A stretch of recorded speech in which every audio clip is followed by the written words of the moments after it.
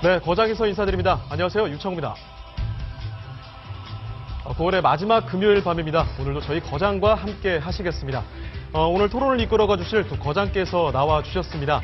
토마토 투자자문의 김상호 대표, 그리고 토마토 투자클럽의 야전군 대표 함께 하시겠습니다. 네, 안녕하세요. 네, 안녕하세요. 네, 9월의 마지막 밤이면서 동시에 저희 거장의 마지막 밤이라고 할 수 있을 것 같습니다. 지난주에 미리 예고를 드리지 못해서 죄송하게 됐습니다만 오늘 저희 거장이 마지막 방송을 보내드립니다. 아쉬운 마음이 드는데요. 네. 숨길 수가 없습니다. 이제 지금 초췌하신 모습으로 나타나 주셨는데요. 오늘 거장에서는 그래서 특별히 한 주 시장을 확인해보고 지금까지 거장에서 다뤘던 주제들에 대해서 총체적으로 팩트체크를 해보는 시간을 가져보도록 하겠습니다. 기대해 주시고요. 그럼 먼저 이번 한 주를 둘러보는 시간 가져가 보도록 하겠습니다. 거장의 시선으로 바라본 금주 시장. 네, 먼저 김상호 대표님 말씀해 주시죠. 네. 일단 지수를 가지고 이제 말씀을 드리면 네. 일단 오늘 조정을 좀 받긴 했지만 양시장이 크게 두려워할 필요 없다. 오히려 어제 시장을 좀 더 주목을 하고 전체 연말까지 좀 보면 좋겠다인데요. 2070포인트까지 어제 올라왔습니다. 그리고 그렇게 본다면 2100포인트가 그렇게 멀지 않았다 이렇게 보여지는데 그래서 4분기를 본다면 코스피 기준으로는 2100포인트를 회복을 하고 또 지지 네. 테스트를 하지 않겠냐. 근데 우리가 누누이 다 알고 있지만 지수 자체가 강하게 이렇게 치고 나가는 그런 상태는 아니다. 조정을 오늘처럼 네. 어제 상승을 했다 오늘 또 조정을 받고 이런 식으로 좀 더디게 갈 것이다. 그러나 2100포인트 회복 지지 노력은 분명히 있을 것이다 이렇게 보고 또 더 네. 나아가서 2017년도를 본다면 2200포인트 도전도 가능하다 이렇게 보여집니다. 이제 수급적인 논리인데요. 그래서 많은 사람들이 사실 두려워하고 아직도 전문가들조차도 또는 정보사 애널리스트들도 박스권을 타피 못할 것이라는 것들이 더 많은 것 같아요. 전문가들조차도 두려워하는 것 같습니다. 근데 두려움보다는 우선은 두려우시다면 정말 두려우신 분들이 계실 거예요. 그렇죠. 그렇더라도 1800포인트를 강하게 밑으로 빠지지 않는 한 주식은 여전히 수익 낼 수 있다. 수익 낼 수 있는 종목이 있다라고 보시라. 그러니까 그거는 최악의 상황을 제가 말씀을 드리는 것이고 그 상황 위에 있다면 선지수대라면 두려움보다는 종목으로 수익 내겠다. 이게 일단 갖춰져야 되죠. 그런 두려움이 없어야 되잖아요. 긍정적으로 보고 계신 거죠? 네. 근데 이제 그 긍정이 실질적으로 투자를 할 때는 계속적으로 긍정적인 마음을 먹게 안 만들죠. 시장 자체가. 그러니까 그걸 좀 뒤로 접으실 필요가 있다. 그냥 든든하게 전체적으로 난 수익 낼 수 있다. 수익의 길을 갈 수 있다. 이렇게 생각하시는 게 좋겠고 이제 중소형주들은 어떤 식으로 접근하시는 게 좋냐면 일단 성장성 또 플러스해서 그 성장성의 수익화가 되는 모습 이런 것들 실질적으로 계속적으로 우리 연구를 하면 보이게 되거든요. 거기에 포커스를 맞춘다 그러면 시장 지수와는 그러니까 코스피든 코스닥 중소형주든 저는 지수와 무관하게 계속 수익을 낼 수 있는 길이 있다. 그러니까 수익의 그 종목 자체가 좀 줄어들고 이렇게 집중화되는 거 그거는 누누이 말씀드렸지만 길이 그러하니 저성장 시대는 그것만 우리가 잘 포커스를 맞추면 수익 내는 것은 문제가 없다 이렇게 봅니다. 종목에 집중한다면 지수와 상관없이 수익을 충분히 얻을 수 있다는 이런 말씀이시죠? 네, 연말까지는 수익만 생각하시라. 네, 알겠습니다. 네, 이렇게 한 주 상황에 대해서 말씀을 해주셨고요. 이번에는 야전구 대표님의 의견 한번 들어보도록 하겠습니다. 야전구 대표님, 이번 한 주 시장 어떻게 보셨습니까? 급등락을 했기 때문에 일단 삼성전자도 그렇고 네이버도 그렇고 양대 주축 세력이 지금 약간은 주춤하고 있는 상태입니다. 그래서 이것이 계속 진행이 될 것이냐. 일단은 삼성전자는 169만 원까지 갔다 지금 오늘 159만 원대 마감을 했어요. 그렇죠. 그렇게 되면 7, 8% 정도 아래에 있죠. 그죠? 근데 어제 지수는 2070을 갔는데 이제는 삼성전자가 끌는 게 아니라는 거죠. 그래서 삼성전자 그동안 모르게 끌고 올라오면서 했는데 이제 삼성전자의 기력이 다 쇠했다 이렇게. 기력이 쇠했다? 네. 9월 2일 날 말씀드리면 기력이 쇠했어요. 근데 네이버도 이제 거의 기력을 다 쇠했다고 보여지는 부분이고요. 근데 이제 문제는 여기서 두 종목이 그동안에 이렇게 방어선을 치면서 지수를 끌고 올라왔지만 이것이 이제 축이 무너질 것이냐 아니냐 하는 부분이 10월 달에 관전 포인트겠죠. 그리고 이번 주에 하루 차이로 막 급등락을 했기 때문에 우리 시청자분들이 대응하기가 상당히 어려웠을 거예요. 근데 지금 상황에서 보면 뭐 지수적인 측면으로는 자꾸 보지 마실 걸 당부를 드리고 싶어요. 지수가 문제가 아니거든요, 지금. 지수가 문제가 아니다. 왜냐면 2011년도 이후로 뭐 다들 2200간에 2300간에 얘기는 했지만 한 번도 5년 동안 돌파를 하진 않았어요. 근데 문제는 뭐가 있냐면요. 이 4, 5년 동안 다들 2200을 가면은 내 종목이 원금을 회복하겠지라는 생각이 더 컸었단 말이죠. 그러니까 개인 투자가 여러분들이 투자를 하실 때 예를 들어서 현대중공업을 2200선에서는 50만 원입니다. 그러면 지금 현재 2000 거의 100선 뭐 50에서 100 왔다 갔다 하면은 실질적으로 어떻게 계산해 보면은 한 45만 원 정도 이렇게 계산이 나와야 되는데 네. 지금 현대중공업 지금 10만 원대 있거든요. 그러니까 지수만 보고 반등이 올 거야. 지수가 이번에 올라갔으니까 내 것도 회복이 되겠지. 이런 관점으로 최근 4, 5년 동안 매매하셨다간 굉장히 손실이 큰 거예요. 아까 전에 그 김성호 대표님께서 말씀하신 부분과는 일맥상통하는 부분인 것 같습니다. 그렇죠. 일부가. 네.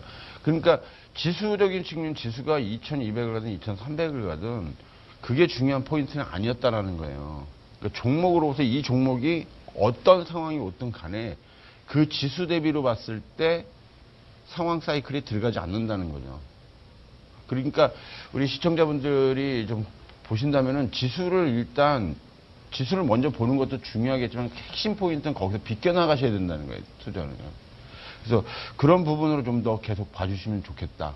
이렇게 말씀을 드리고 싶습니다. 네, 알겠습니다. 한 주 시장 상황에 대해서 두 분의 분석 들어봤습니다. 이번에는 주제를 하나 선정을 해서 토론을 나눠보는 거장의 대화 시간을 가져가 봐야 되겠는데요.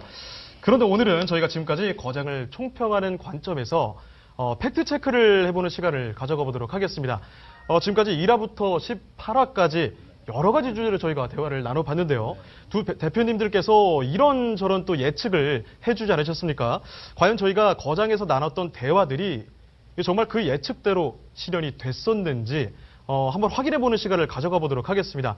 오늘 가장 알찬 시간이 될 수도 있다는 그런 기대를 한번 해보고요. 쉽게 말하면 청문회네. 그렇습니다. 한번 검증을 다시 한번 해보자는 이런 취지죠. 우리가 검증을 받는 시간이네요. 그렇습니다. 네. 그렇네. 네, 먼저 김상호 대표님, 우리가 그 브렉시트 이야기를 처음부터 빼놓을 수가 없을 것 같습니다. 네. 굉장히 여러 번 다뤘었는데요. 5월 27일에 거장 2회 시간에 네. 브렉시트 우려라는 네, 주제로 나눠봤고요. 6월 24일 거장 6회에 브렉시트 현실로 블랙 프라이데이라는 그런 이름으로 저희가 또 대화를 나눠봤습니다. 네. 7월 1일에도 7회에도 브렉시트 과연 블랙스완일까라는 네. 얘기를 했었고요. 이렇게 뭐 자주 브렉시트 이야기를 계속해서 나눠봤는데 이에 대한 이야기 저희가 한번 또 해봐야 될 것 같습니다. 네.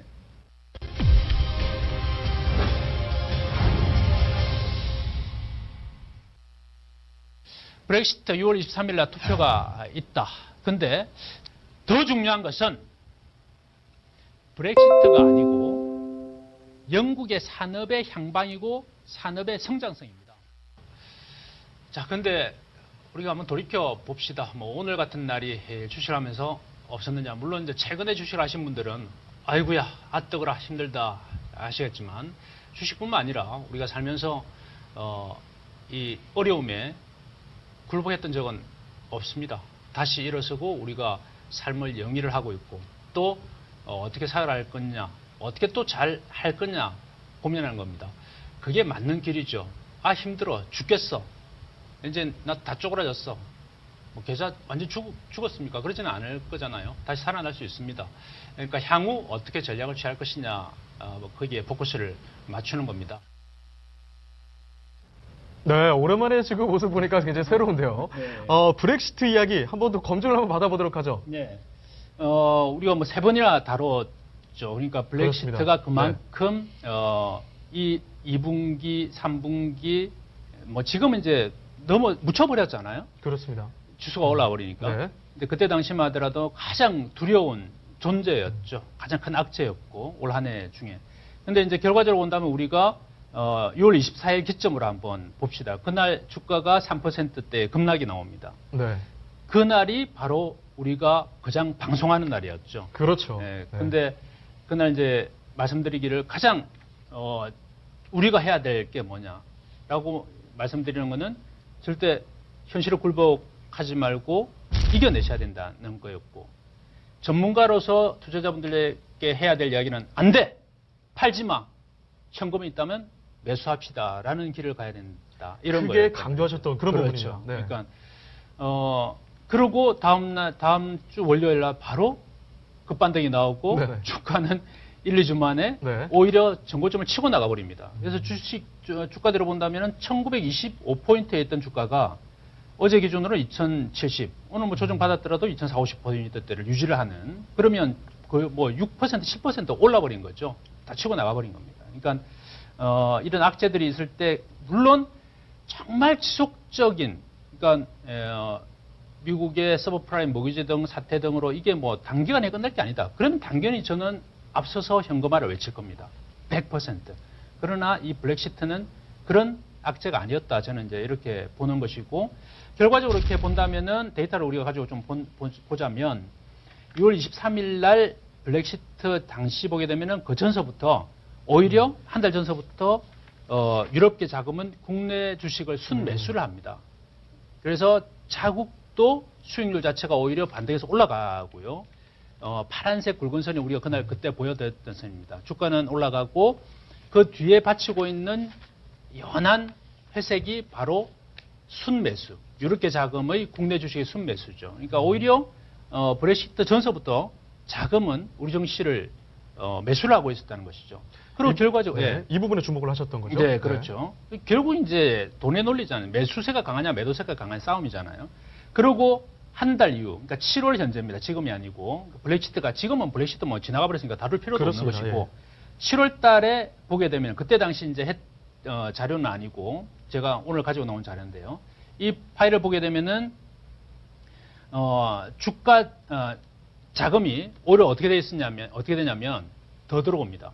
그러니까 머니마켓 펀드의 설정액이 18조 원 가량 7월 중에만 증가를 해요. 우리 증시에.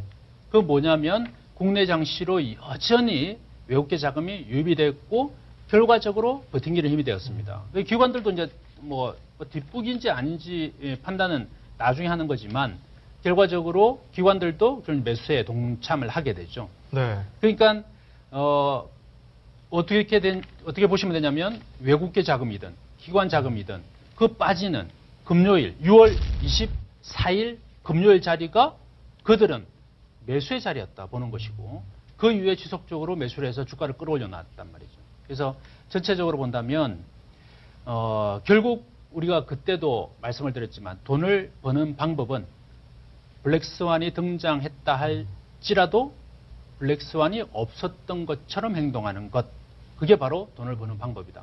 여실히 증명이 되어버렸잖아요. 그렇습니다. 그러니까 이 블랙시트라는 것도 블랙스완이었고 향후 또 어떤 블랙스완이 김정은이 될 수도 있고 또 다른 악재 외부 요인이 될 수도 있겠고 얼마든지 다시 또 나타날 네. 수 있는 거겠죠. 그런 네. 것들은 다 단기적으로 끝났다. 1, 2주 만에 다 끝나버렸다는 거죠. 그러니까 거기에 포커스를 좀 맞추시고 두려움을 제어하시는 게 좋겠다.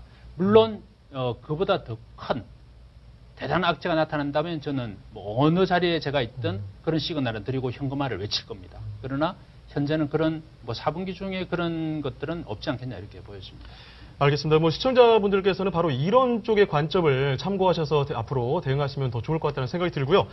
야정구 대표님, 2회 때 저희가 또 아까도 말씀했지만 브렉시트뿐만 아니라 2회에서는 저희가 진격의 제약 바이오주에 대한 얘기를 또 주제로 이야기를 해봤습니다. 그 진격의 제약 바이오주에 대한 이야기, 그때 당시 이제 또 팩트 체크를 한번 해보도록 할까요? 예. 그때 제약주들이 가장 빛을 발할 때죠. 한미약품이 뭐 최고가 치고 뭐 불이 한창 붙어 있을 네, 텐데 네. 항상 말씀드리지만 어떤 업종이라든지 어떠한 그 시장에서 황제주란 단어가 나올 때는 굉장히 그렇게 긍정적인 시그널로 안 봐요. 오히려 말이죠. 예. 네. 항상 어떤 업종이 예를 들어서 뭐 2007년도에는 조선철강 해운 뭐 황제주들 이렇게 하고 나서 지금 시간이 지나 보면은 뭐 다 전멸해 있다시피 하고 또 2011년도에는 또 그 화학주들이 또 황제주 소리를 들었고 그 다음에 또 누가 듣고 누가 그러니까 시간적인 차이는 있는데 황제주들 그러시는데 황제주가 되는 순간은 갈 때까지 갔다는 얘기예요. 이미 반영될 만큼 다 됐다.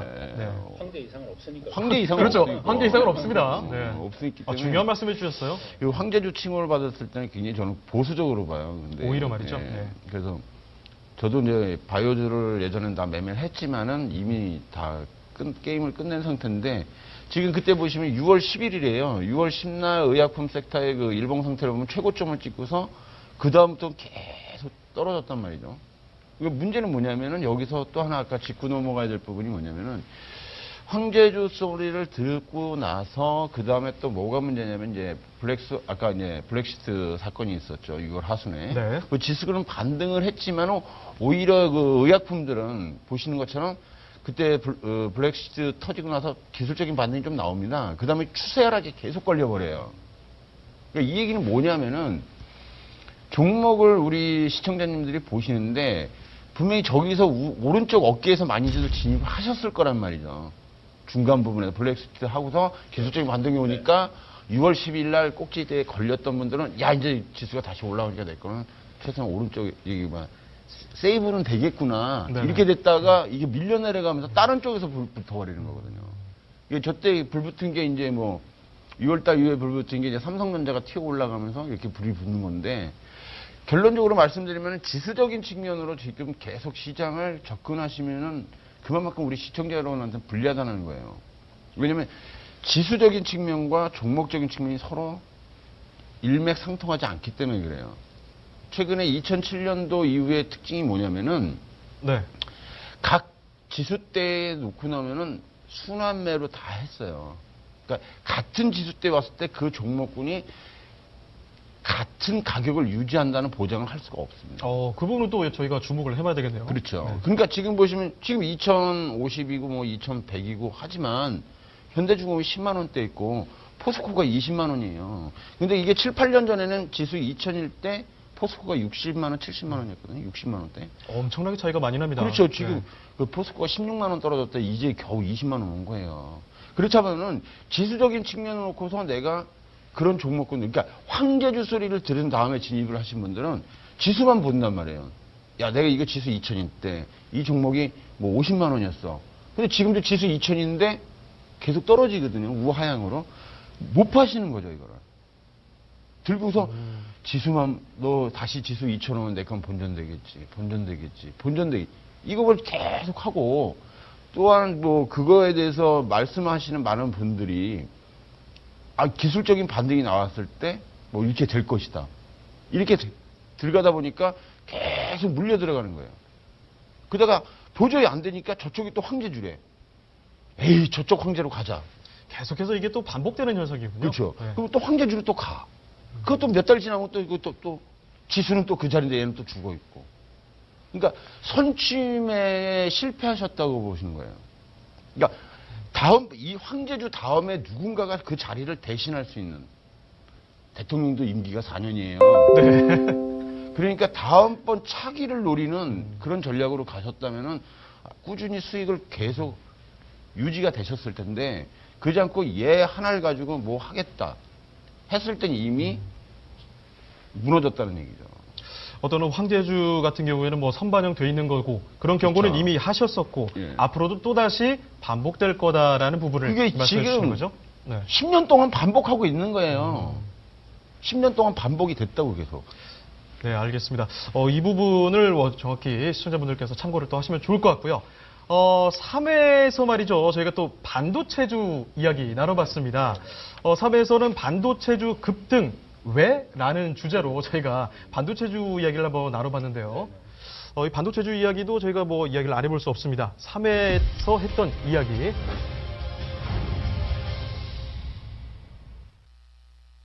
지금 6월달 현재와 하반기를 본다면 저는 조금 생각이 틀리다. 이렇게 보는 것인데요. 네. 뭐냐면 상반기만 하더라도 저는 삼성전자를 이렇게 좋지를 못했어요. 좋게 보지를 않았어요.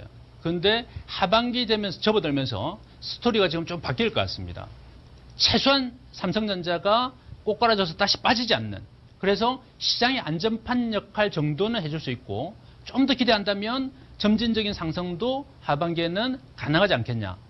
저는 이렇게 좀 보는 것이죠. 그래서 제가 이야기할 때 매수를 하시고 야정문 대표 얘기할 때 매도를 하세요. 그러면 제가 봐서는 이거 대박인데 보니까. 그럼 뭐 조화가 환상적으로 제가 맞아떨어지는 삼성전자 경우인가요? 네. 엄청 강하게 이야기를 했을 거예요. 그 매수에 관련해서. 근데 이제 그 어느 선에서 이제 뭐 매도해야 된다는 이야기를 또 하셨고, 그러면은 바로 뭐 매수해서 수익 나고 매도해서 적정한 시점에서 매도하고 팔고 나오고 계속 이렇게 될 것 같아요. 그래서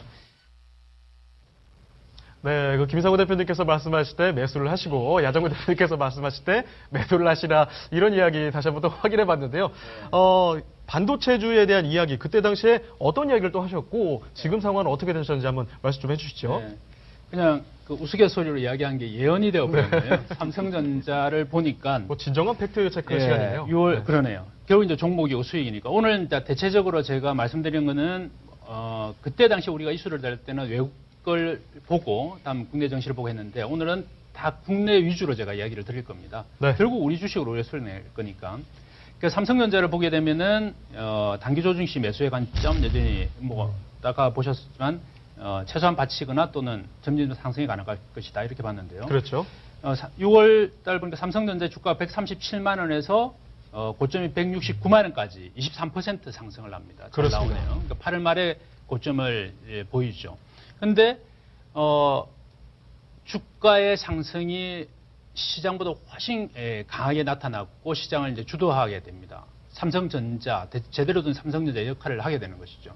물론 이제 그 외에 못 오르는 주식도 대단히 많았습니다. 그러니까 주가는 평균이고 삼성전자는 그보다 더 많이 올랐기 때문에 많이 오르지 못한 대표적으로 제약주 같은 경우는 더 아까 우리 차트를 그렇죠. 보셨지만 네. 뭐 뒤로 오히려 빠졌잖아요. 네. 그러니까 이제 그런 부분들이 더 중요하다. 삼성전자를 대하는 것뿐만 아니라 이렇게 보여지고 또 전반적으로 우리 또 야정문 대표도 잘 맞췄죠.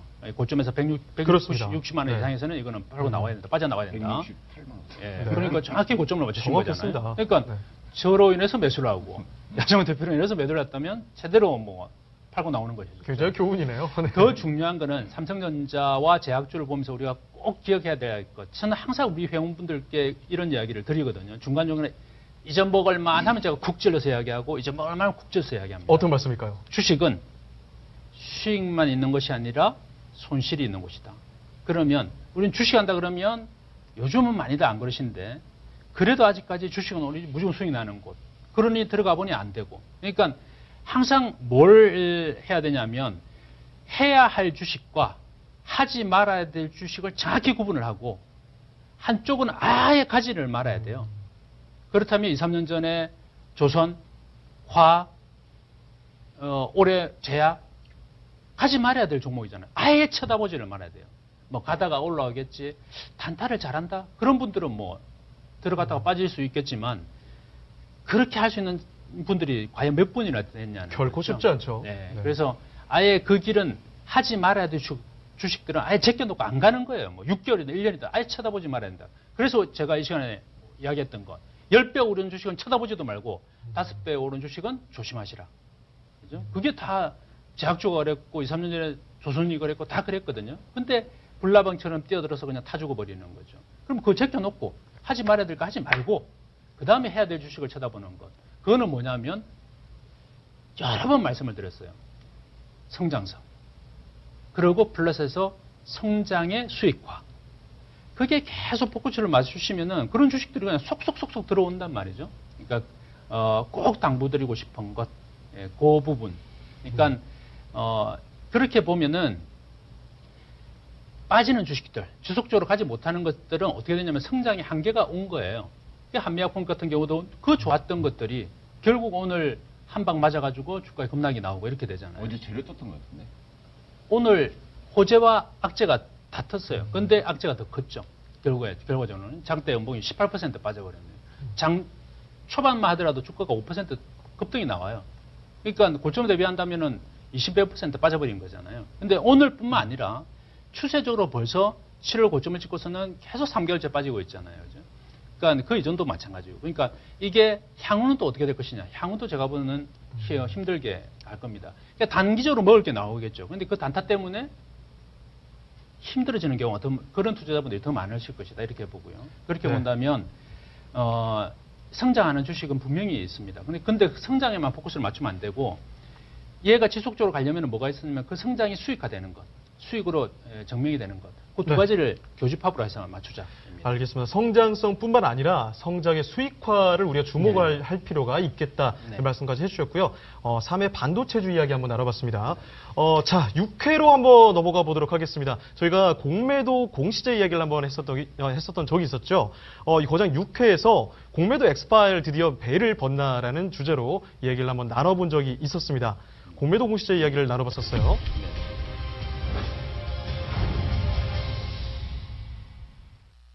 어떤 말일까요? 외국인이 2조 샀습니다. 이제부터 바닥입니다. 올라간다. 답답해 죽겠어. 공매도 때문에 주가가 하락한 게 아니잖아요. 대우조선이나 삼성중공업, 현대중공업이 업황. 실적이 안 좋아서 작살난 거지. 공매도 맞아갖고 죽은 거야? 이제는 전면전이야. 맞짱 뜨는 수밖에 없으니까. 더 어려워지죠. 네. 어려워지죠. 더 게임하기가. 투자자들은 네, 야정거 대표님께서는 이거 역시 와일드한 모습으로. 네. 그랬었나 내가? 이거 마치 말이죠. PD님께서 악마의 편집이 아니냐는 이렇게 그 야정거 대표님께 의견을 말씀해 주셨는데 그렇습니다. 공매도 엑스파일 얘기를 하실 때 이렇게 또 거칠게 말씀을 해주셨던 적이 있습니다. 강하게 말씀을 해주셨는데 공매도 공시제에 대해서 어떤 말씀을 하셨고 지금 또 모습이 어떻게 됐었을지 그 이야기 한번 들어보고 싶네요.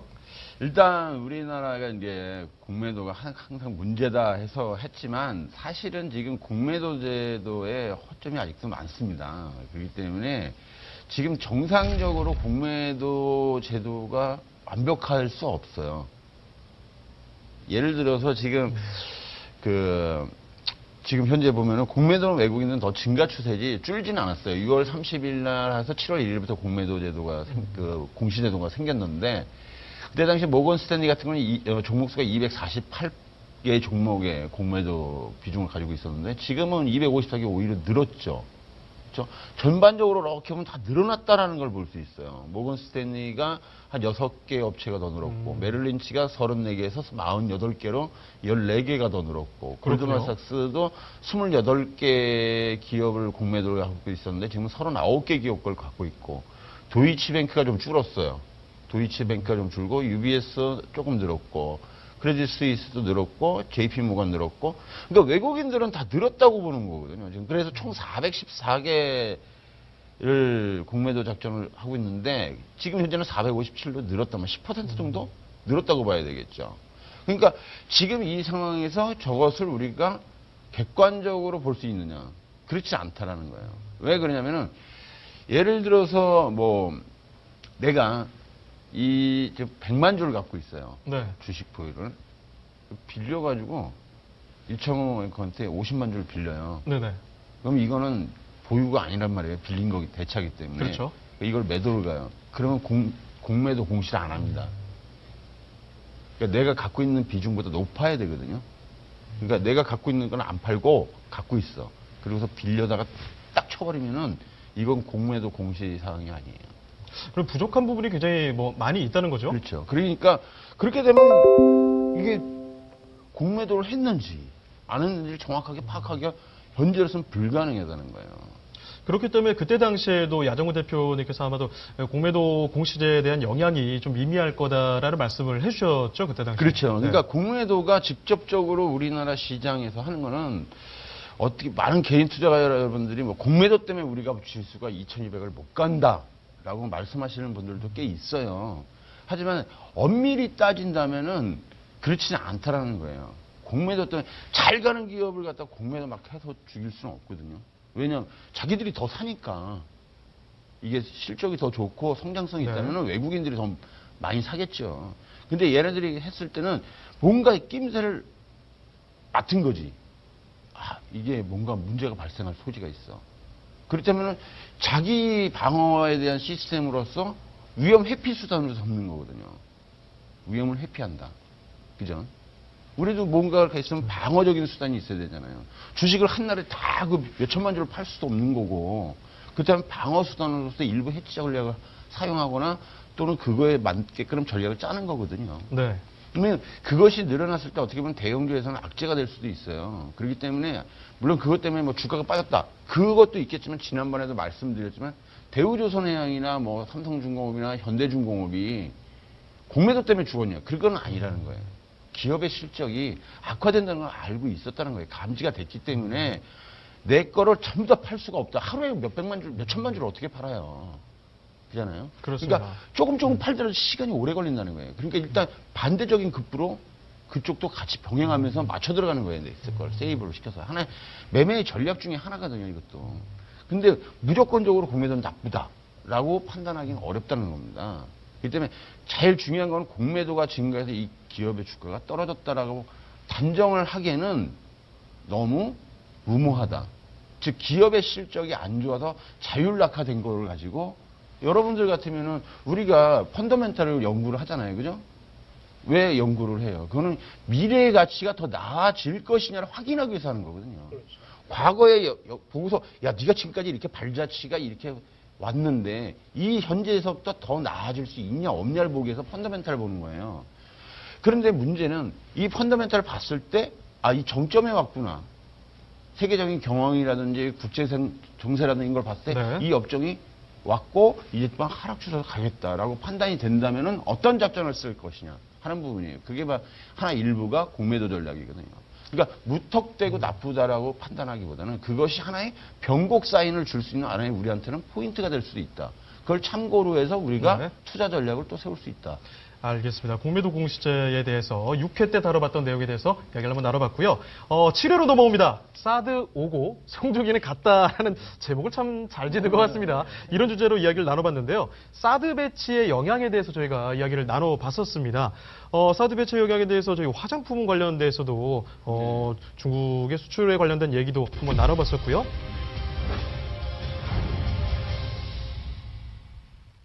그래서 실제로 지금 아직은 뭐 지난번에 한번 이거 발표했을 때 이미 화장품주들이 딱 한번 맞았단 말이에요. 근데 이미 화장품이라든지 지금 중국이 한국 제품에 대한 경계는 들어간 건 사실이에요.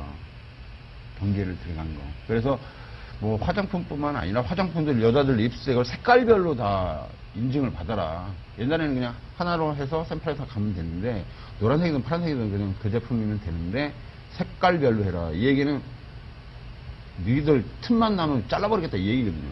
그 때문에 일단 중국이 저 부분을 갖다 타격을 가하는 부분이 제일 편할 수 있을 것 같고요. 그 다음에 홍콩하고 미국, 일본, 대만 쓰는 데 있는데 중국에서 만약에 타격을 간다면 절반 이상은 줄어든다고 봐야겠죠. 그러니까 이 사태가 나왔을 때 중국 이 사드 발표했을 때 시가총액으로 한 2조 9천억 정도에서 2조 7천억 정도가 확 밀려내려가는 화장품 회사들 한꺼번에 쫙 짱뜬 떨어졌잖아요. 화장품 제일 많이 빠졌어요. 그죠?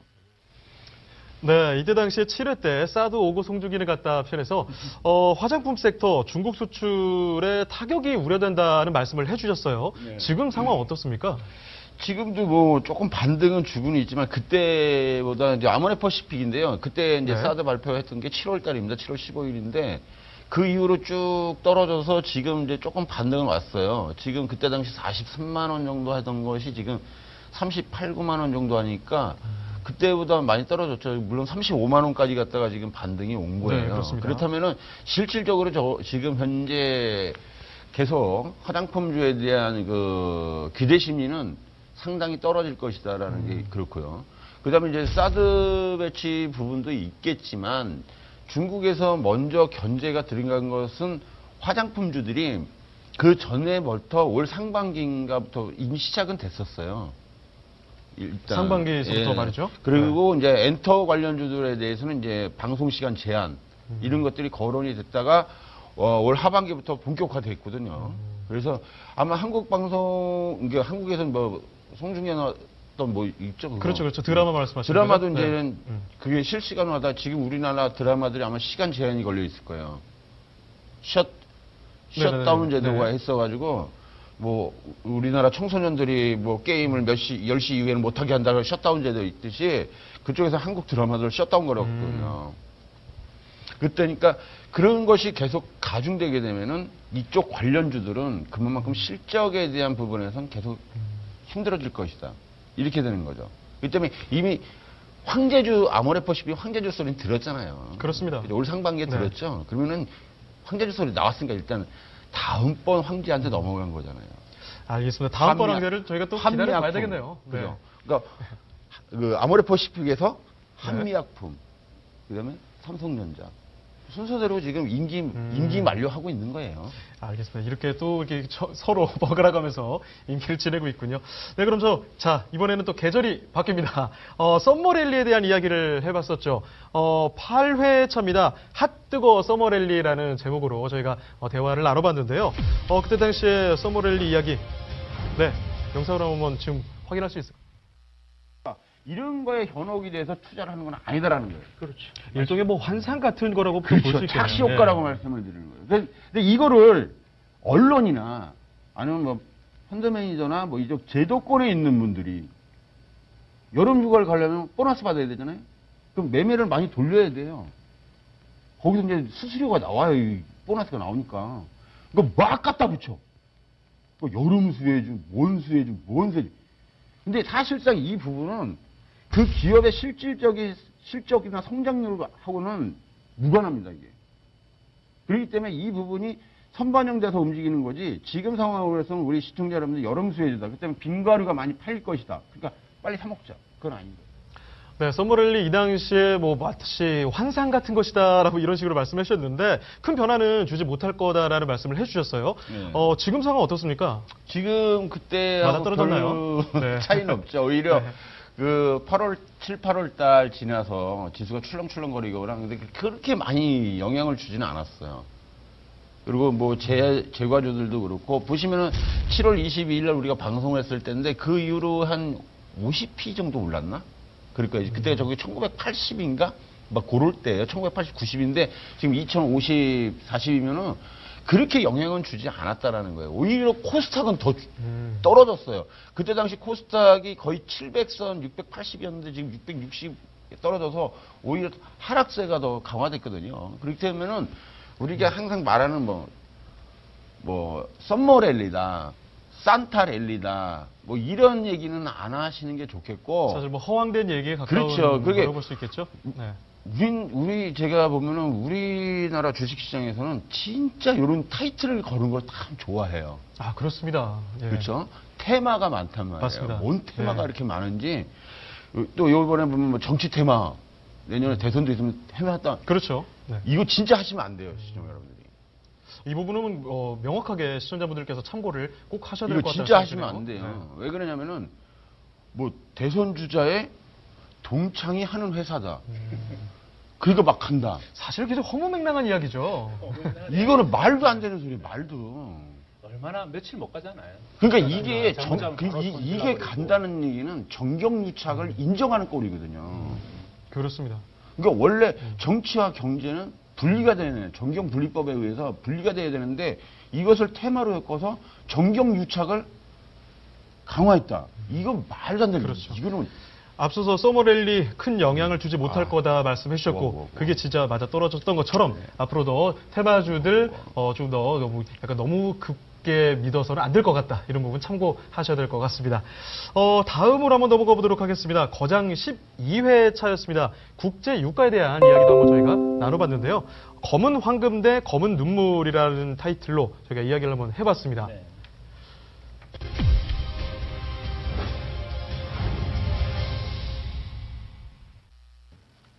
별개로 보셔야 된다. 아, 별개로 보셔야 된다. 유가가 빠지니까 주가가 빠질 것이야. 네. 또는 뭐 오르니까 같이 오를 것이야. 그는 그 업종, 종목은 해당 사항이 있습니다. 네. 그런데 비근한 대로 이렇게 말씀드릴게요. 이 유가가 2014년도 말 2015년 초에 WTI 기준으로 네. 서부 텍사스산 중진류 기준으로 110달러, 배럴당 110달러였어요. 네네. 그게 지금 얼마입니까? 반등 나올 때도 40달러예요. 그렇습니다. 그러면은 엄청나게 많이 빠졌죠. 반토막 이상 났잖아요. 네네. 그때 당시 주가가 그러면 얼마였냐면 2,000포인트, 2,100포인트. 그럼 주가가 현재 2,000포인트. 이 논리대로 주가와 유가와 연계된다는 논리를 한다면 주가는 얼마가 있어야 되냐면 900포인트가 있어야 되는 거죠. 네, 이때 당시에 거장 12회 시간에 뭐 두 분 다 마찬가지의 의견을 주셨던 것 같습니다. 국제유가가 특히 주가에 미치는 영향은 제한적일 것이다라는 말씀해 주셨는데 먼저 뭐 김상호 대표님의 말씀 한번 들어보도록 할게요. 예, 결과적으로 이제 앞으로도 어떻게 볼 것이냐의 부분입니다. 그러니까 우선 이제 4분기가 중요하잖아요. 4분기 어떻게 그렇죠. 해 나갈 것이냐 본다면 여전히 똑같아. 그때나 지금이나 유가가 주가의 발목을 잡지는 못할 것이다. 이게 일시적으로 뭐 한 달, 두 달 이렇게 연동되어서 갈 때가 있긴 해요. 근데 전반적으로 지금 자체가 4분기가 그런 시기는 안 될 것이다. 이제 뭐 다음 주면 4분기 접어드네요. 그렇죠. 그래서 그때 이제 말씀드린 게 유가가 30달러 위에 있으면 겨울 주가에 전혀 영향을 못 미칠 것이다. 물론 이제 그걸 이탈했을 때는 경제 성장의 문제성이 될 수 있죠. 네. 쓰는 자들이 더 줄어들 것이라는 논리잖아요. 글로벌 선진국이든 이제 우리나라 같은 신흥국이든 못 쓰니 쓰지를 않으니 쓸 거리가 없으니 그럼 경제가 위축돼 있는 거 아니냐라는 논리가 될 수 있어요. 근데 지금 유가는 뭐 반등을 해버렸고 이제 그런 논리들은 전혀 들어맞지는 않을 것이다. 그래서 4분기는 코스피 지수와 유가는 여전히 연계를 짓지 마시라이고 결과적으로 4분기 수익에 있어서 여러 가지들의 이야기들이 또 나올 수 있습니다.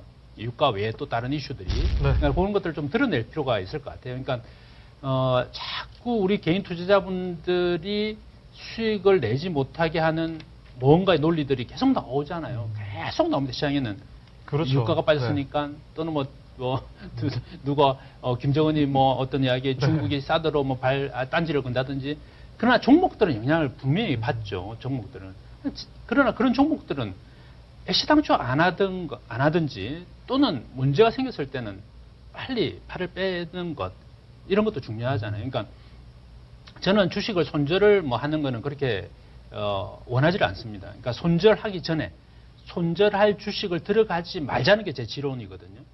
그런데도 불구하고 제 경험상 쭉 해보니 한 30개 종목 내지 40개 종목 정도를 하면 한 종목 정도를 손절을 해야 될 경우가 있더라고요. 그걸 뭐 경우의 수로 따지면 대단히 낮은 거잖아요. 그러니까 그런 경우를 제외한다면 대체적으로는 하지 말아야 될 주를 좀 걷어내고 본다면은 우려가 될 만한 이슈들은 그렇게 크지 않다. 유가뿐만 아니라 다른 것들도 이렇게 보여집니다. 네, 알겠습니다. 그때 당시에 말씀해 주셨던 부분들이 아직까지도 유효하다라는 말씀해 주셨고요. 야종호 대표님, 네. 그때 당시에 마찬가지로 뭐 유가 하락에 따른 뭐 직접적인 연관은 없을 거다를 말씀을 해 주셨는데 말이죠. 지금 상태가 어떻습니까? 지금도 매일 마찬가지예요. 자꾸 시장은 그 하락을 하든 상승을 하든 그 이유가 필요한 거거든요. 이유 말이죠. 예. 네. 그러니까 이유 없는 건 없잖아요. 그러면 왜 그러냐면은 보세요. 네. 왜 주가가 떨어졌어요? 그러면 그걸 내가 어떻게 알아요? 이렇게 말을 못 하잖아요. 아, 유가 때문에 그렇습니다. 어떻게 보면은 약간 갖다 붙이기 식이라고. 예. 또 왜 올랐대요? 금값이 올라가잖아요. 이렇게 되는 거예요. 그러니까 뭔가 이유가 있어야 되는 거예요. 뭔가 이유를 계속 찾아서 그걸 설명해서 갖다 붙여야 돼. 그러니까 그러다 보니까. 예, 그러다 예. 보니까 그러는데 지금 옛날 거 방송 보니까 우리 김상호 대표 지금 옛날 걸 보니까 굉장히 고품격적인 사람이에요. 아, 놀랐습니다. 품격 있으셨어요. 지금도 물론 그러지 말이죠. 내가 품격을 다 까먹었던 것 같아요. 아, 그렇지 않습니다. 자, 지금 보시면은 원유하고 우리나라 주가의 상태를 보면 전혀 같은 방향으로 움직이지 않고 있다는 걸 알 수 있습니다. 그렇기 때문에 우리 시청자님들이 너무 그런 쪽에 접근을 하시지 마라. 아까도 말씀드린 썸머렐이라든지 또 이제 조금 있으면 이제 10월이죠? 그렇죠. 11월 말 가고 12월 초 가면 산타랠리 얘기한다. 아, 마찬가지 이게 맥락이라고 볼 수 있겠군요. 네. 매년 산타는 와. 매년 산타는 와. 그렇지만 랠리는 없다. 왜 그러냐면은 지수가 올라간다고 해서 그 종목이 가는 건 아닙니다. 그때 맞춰서 움직이기 때문에 이번에는 보세요. 지수를 이렇게 땡겨 올릴 때 올라갈 수 있는 업종 삼성전자고 반도체주 그다음에 뭐 OLED주 이렇게 조금 올렸지만은 오히려 반대적으로 바이오주, 화학주들 그다음에 뭐 화장품주들 이런 쪽에서 확 밀려 내려가 버리니까 결국에는 쏠림 현상이 계속 왔다 갔다 하는 거거든요. 그걸 읽어내는 게 제일 중요하죠. 그렇죠. 그게 이제 포인트인데 우리 시청자님들은 유가가 떨어졌대나 봐. 썸머랠리래. 산타랠리래. 이걸 보시는 거거든요. 절대 그거 보시면 안 돼요. 알겠습니다. 뭐 아까 말씀하셨던 서머랠리 아니면 지금 방금 말씀하셨던 유가 이야기까지도 같은 맥락으로 또 볼 수가 있을 것 같습니다. 이 부분 반드시 참고하시면 좋을 것 같고요. 이제 최근 이야기를 한번 가보도록 하겠습니다. 금리 인상과 또 미국 금리 인상과 또 9월 FOMC 정례 회의에 대한 이야기 저희가 정말 많이 한번 나눠봤는데요. 17회 때도 나눠봤고요. 18회 때 거장 18회 때 FOMC의 선택이라는 이름으로 저희가 대화를 한번 나눠본 적이 있습니다. 야정군 대표님께 한번 이야기를 한번 들어보고 싶은데요. 힐러리가 되냐, 트럼프가 되냐에 따라서 금리의 변동 관계라든지 네네. 시장은 한번 요동을 칠 가능성이 커요. 힐러리가 된다. 지금 힐러리하고 지금 트럼프하고 박빙의 승부이기 때문에 트럼프도 무시 못하는 거거든요. 지금. 오히려 트럼프 쪽의 지지층들은 그 트럼프가 워낙 자산이 많잖아요. 근데 네네.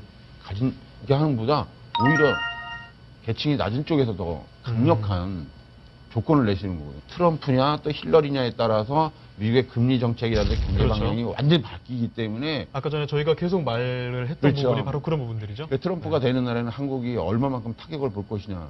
보호무역주의자이기 때문에 네. 벼르고 있단 말이에요. 저 양반이.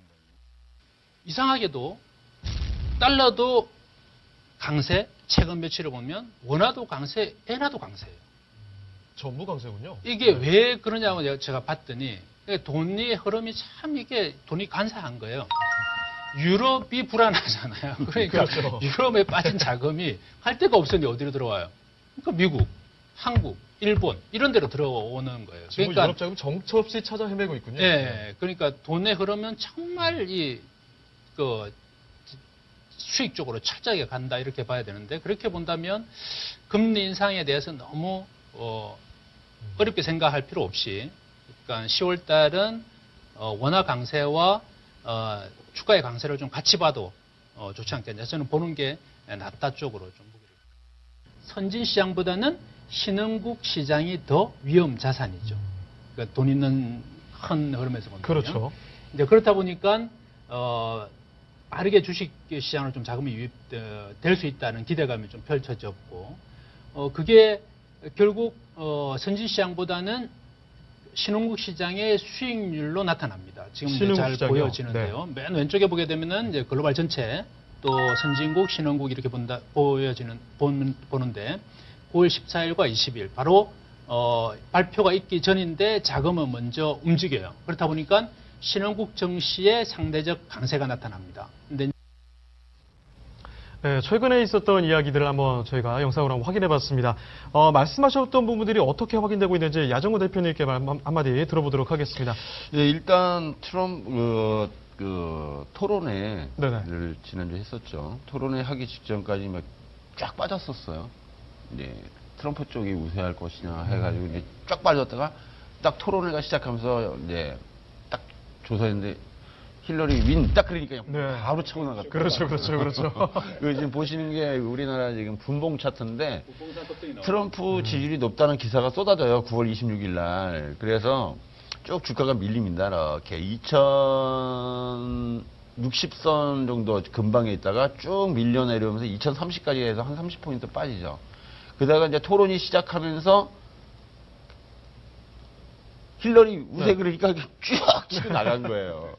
근데 지금 요게 또 이벤트가 아직 남아있거든요. 다음 네. 주에 이제 부통령 토론회가 있어야 네네. 되고요. 공화당하고 민주당 부통령 후보들 토론회가 다음 주에 있습니다. 그 다음에 10일 날, 네. 그 다음 주에 또 2차 토론회가 있기 때문에 그때까지 이렇게 두고 보신다면은 일단 그 부분에서는 조금 약간 시장 자체가 네. 찰랑찰랑 거릴 가능성이 있다. 이렇게 아직은 보죠. 또 확인에 좀 필요한 부분인 것 네. 같습니다. 네, 김상우 대표님 그렇다면 뭐 어떤 부분들을 확인할 수 있을까요? 우리가 바로 이제 9월 9일 날 한번 네. 다뤘죠. 네. 네, 그리고 9월 23일 날 다뤘으니까 한 보름 정도의 이유가 있습니다. 물론 이제 그 전에 이제 우리가 추석이 있다 보니까. 네, 그런데 맞습니다. 미국 시장은 계속 열렸잖아요. 전체적으로 자금의 흐름이 그때랑 지금이랑 어떻게 달라졌냐라는 게 대단히 중요하겠죠. 네네. 텀이 있으니까. 그때 당시 가지고 나왔던 자료입니다. 그때 주식형 펀드로 아까 우리 처음에 들어갈 때 이제 머니마켓 펀드에 있었던 돈이 과연 주식으로 흘러 들어왔나 볼 필요가 있는데 흘러 들어왔다는 거죠. 결과적으로 본다면. 그래서 선진 시장은 이제 검정색 선이었잖아요. 선진 시장은 계속적으로 하향, 우하향하고 이제 겨우 이제 안정을 좀 찾으려 하고 있는 것이고 반면에 신흥 시장은 분홍색 선인데 벌써 하반기 들어서면서 저점을 찍고 지속적으로 계속 유입이 되고 있죠. 이제 그렇게 되었단 말이죠. 이게 우리가 9월 9일 날 방송 때 가지고 나왔던 미 FOMC 비둘기냐 매 줄다리기에서 가지고 나왔던 겁니다. 그 이후에 자금이 어떻게 되는지 한번 볼까요? 이제 바로 이게 9월 23일 현재입니다. 바로 최근의 일이었는데요. 그때 당시 주식의 펀드를 보게 되면 이걸 이제 이렇게 보시면 돼요. 맨 좌측에 있는 것이 이제 낮게 형성되어 있는 바들이 이게 선진시장의 주식형과 채권형, 네. 그래서 중간이 신흥시장의 주식형과 채권형입니다. 그러니까 뭐 오른쪽은 이제 빼버리고 이 두 개만 비교를 해보면, 네. 그래서 바 하나들이 각각의 하나들이 9월 23일을 기점으로 4주 전입니다. 그러니까 그렇게 본다면 8월 말서부터 9월 중순 후반까지란 말이죠. 채권형을 빼고 주식형만 봅시다. 그럼 선진시장의 맨 왼쪽에 있는 거 8월 말서부터 얘들이 조금 들어왔다가 8월 말 9월 초에 다 빠져버려요. 지들 시장. 그러니까 돈이 가장 많은 아이들의 시장 자체에서는 돈을 빼버려요. 지들이. 그리고 그 작업이 어디로 가냐면 이제 신흥시장으로 가봅시다. 그러면 중간에 있는 신흥시장의 왼쪽 주식형과 채권형이 많이 들어옵니다. 주식형만 본다면 그들의 자금이 빠져나온 것이 바로 신흥시장으로 계속적으로 유입되고 있죠. 그 지난주에 한번 빠졌지만 그 지난주 선진시장 빠진 것보다는 폭이 작죠. 저게 이제 바로 힐러리와 트럼프의 그 TV 토론회 앞두고 잠시 빠졌던 거. 네. 그러나 그거는 이제 일회성으로 끝났잖아요. 그렇고 1차 토론회에서는 힐러리의 승으로 나왔잖아요. 네, 그렇다면 그렇습니다. 저 추세는 이전에 3주 들어왔던 유입되었던 자금의 추세로 10월 달 그대로 유지가 되지 않겠냐. 네. 이렇게 보여집니다. 그렇게 본다면 전반적으로 주식시장의 강세 쪽, 특히 신흥시장의 선진시장보다는 상대적 강세, 이걸 좀 생각할 필요가 있겠고. 네, 근데 또 저희가 하나는, 지금 시간 관계상 시간이 마무리하는 시간을 좀 가져가 보면 더 좋을 것 같다는 생각이 드는데요. 네, 전반적으로 그래서 네. 이제 이런 이야기를 계속 드리는 거는 불안해하지 마시라는 게 첫째고, 네. 제일 중요한 거는 결국 어떤 종목으로 갈 거냐인데, 이거는 자료를 9월 달 자료를 보시게 되면 영업이익률 변화치가 있습니다. 제가 이 시간만큼은 돈을 내더라도 돌려보셔도 된다라고 말씀드리는 게 네. 그 업종 수익률, 영업이익률이 더 좋았던 것 나오네요. 이것들의 순환매가 계속적으로 나와요. 왼쪽에서만 그렇군요. 놓으라. 오른쪽 네. 버리고 왼쪽에서만 놓으시라, 이런 이야기를 드리겠습니다. 네, 알겠습니다. 이렇게 18회 동안 치열하게 펼쳐졌었던 거장의 대화 다시 한번 둘러보는 시간을 가져가 봤습니다. 두 분 대표님께서 이 거장을 또 마무리하시는 소감 한마디쯤은 저희가 들어봐야 될 것 같은데요. 지금 시간 관계상 한마디씩 짧게 한번 말씀해 주시면 좋을 것 같습니다. 먼저 김성호 대표님께서 말씀해 네. 주시죠.